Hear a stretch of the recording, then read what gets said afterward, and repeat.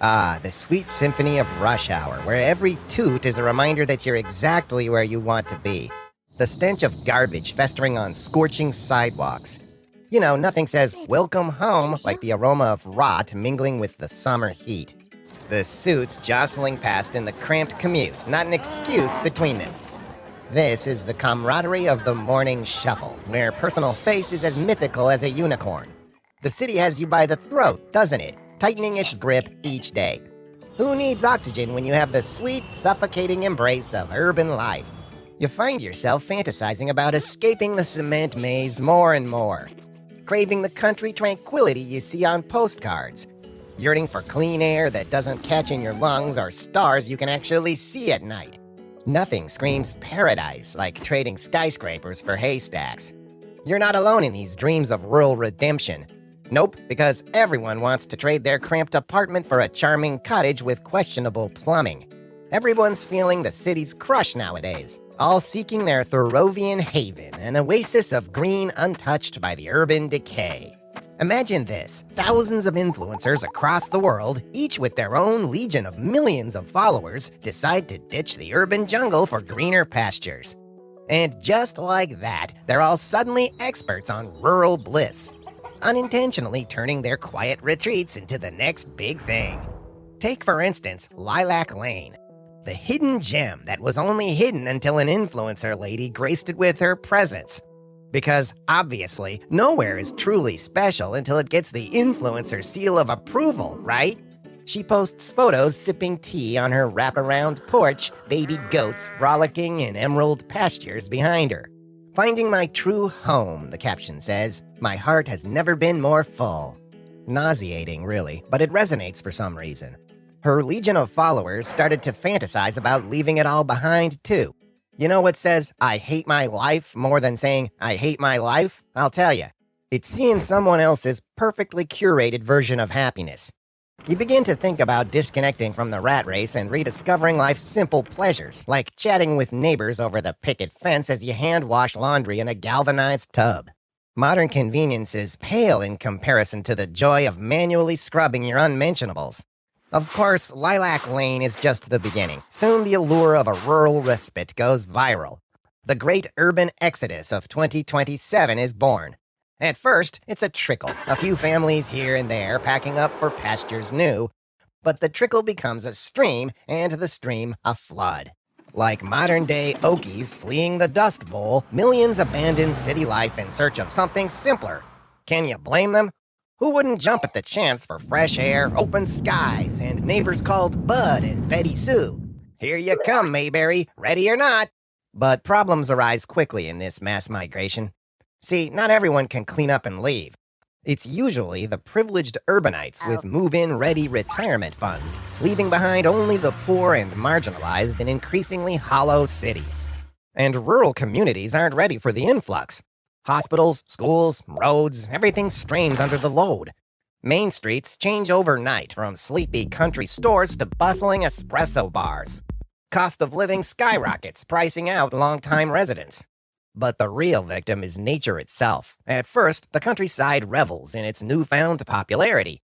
Pastoral towns see an influx of tattooed hipsters and spandex-clad cyclists looking to reconnect with the earth.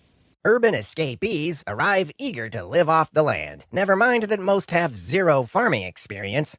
The extent of their agricultural knowledge is binging HGTV shows about converting vintage barns into shabby chic homes. Yet they rush headfirst into ambitious hobby farms and micro-homesteads on their 2-acre lots. These wannabe farmers are all plaid shirts and good intentions. If enthusiasm alone grew plants, they'd have a bumper crop. Our bright-eyed homesteaders wake at dawn, ready to milk cows and feed chickens in bucolic bliss. But their grins fade when realization dawns. Farming is back-breaking work from can see to can't see. Their blistered hands and aching backs testify to that. No amount of YouTube tutorials can substitute for generations of passed-down wisdom. Novices botch even simple tasks in hilarious ways. Try herding sheep in wedge heels, or using office staplers to sow seeds. One man attempts to ride his tractor like a motorized scooter, plowing haphazard crop circles as he careens wildly across the field. Backyard chickens become a must-have accessory for the pastoral set. But rather than a humble coop, the nouveau farmer constructs lavish multi-story dwellings. These chicken condos boast amenities like solar panels, mini chandeliers, and heated roosting boxes. The chickens seem nonplussed by their digs, though they do enjoy sipping miniature cocktails with edible glitter from the drink bar. Our hobby farmers plaster their properties with eco-friendly features, as if in competition to be the greenest homesteader on the block. Solar panels crowd every feasible surface, tilted at odd angles to maximize sun exposure. Many wind turbines spin uselessly, generating enough power to run a nightlight if they're lucky. One man installs a complex rainwater irrigation system using repurposed wine bottles that ends up accidentally flooding his root cellar. Another family excitedly flips the switch on their new homemade methane biodigester, only for it to explode in epic fashion, covering their failed vegetable patch in liquefied manure. You see, good intentions alone cannot override lack of skill. Their quest for sustainability often backfires in ways that are as absurd as they are disastrous. Connecting to nature proves equally challenging for these enthusiastic yet bumbling urban escapees. They erect lavish amenities to compensate for the lack of city comforts with mixed success. One family constructs an artificial beach in their yard, complete with trucked-in sand, beach chairs, and a large-screen TV displaying ocean waves. Seagulls gather by the dozens, cawing in confusion at the bizarre scene. Another homesteader builds a starlight lounge in his barn so he can gaze at the celestial bodies more comfortably. Never mind that the glow from his surround sound system overrides the night sky's natural radiance. Of course, one amenity tops every homesteader's must-have list: high-speed internet. Nothing spoils pastoral splendor faster than spotty Wi-Fi. They climb trees and rooftops, desperately angling their mobile devices for a signal. One ingenious woman manipulates her friends into an elaborate yoga shape atop a hill, not for exercise, but because it's the only spot she gets one bar of reception. Despite their struggles, the starry-eyed homesteaders cling to their pastoral dreams. They launch artisanal business catering to city refugees like themselves. Shop windows now boast services like small-batch manure composting, hand-pressed apple cider, and micro-batch maple syrup. One enterprising lady opens a craft water shop, filling bottles from the tap and selling them as premium local spring water. Her most popular product is raw water, unfiltered rainwater harvested from her barn roof. There's also no shortage of boutique tractor repair shops, rustic furniture upcyclers, and vintage cast iron skillet restores. You can even get an organic, non-GMO car oil change using fair trade coconut oil.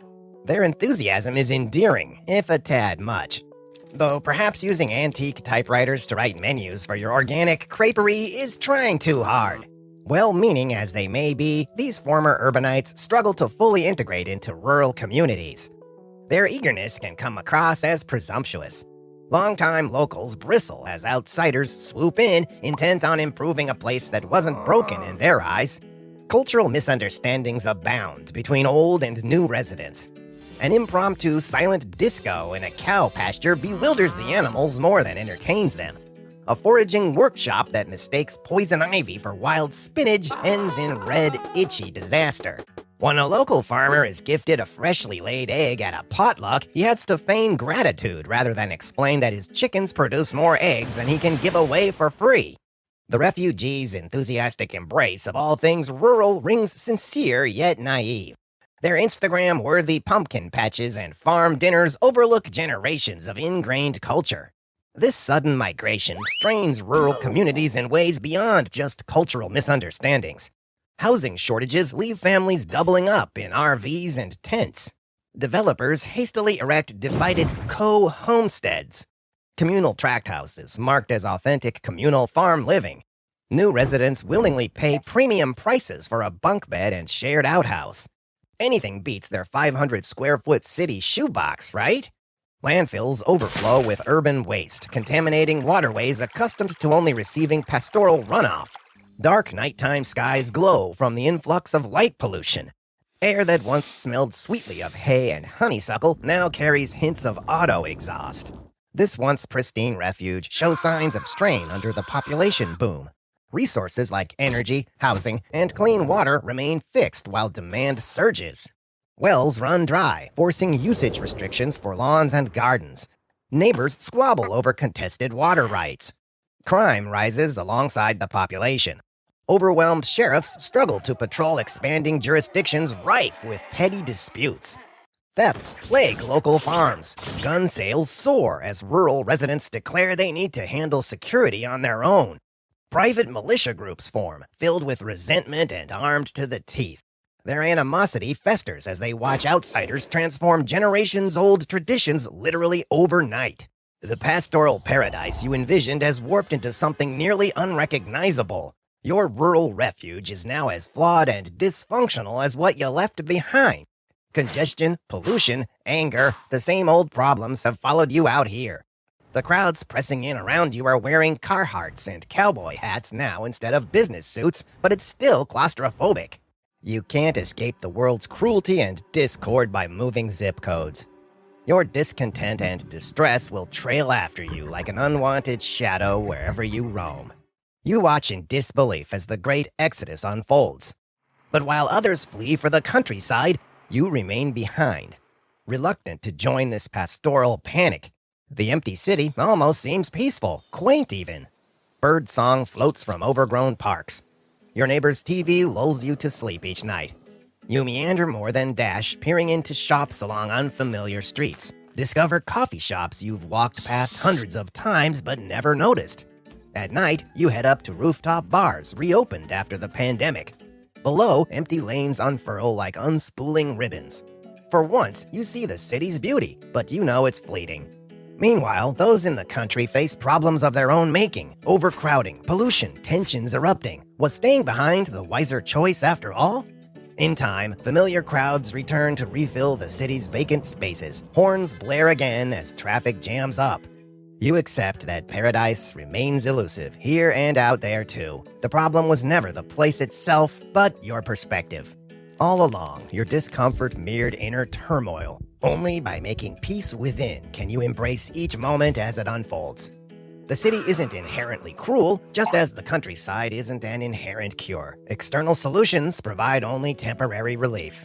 You've stopped seeking escape and now simply abide in mindfulness, finding beauty woven subtly throughout life's messiness, at ease with how things are, wherever you might be. Turns out, escaping yourself is impossible, no matter how pretty the view. Maybe a small balcony and takeout isn't the worst fate after all.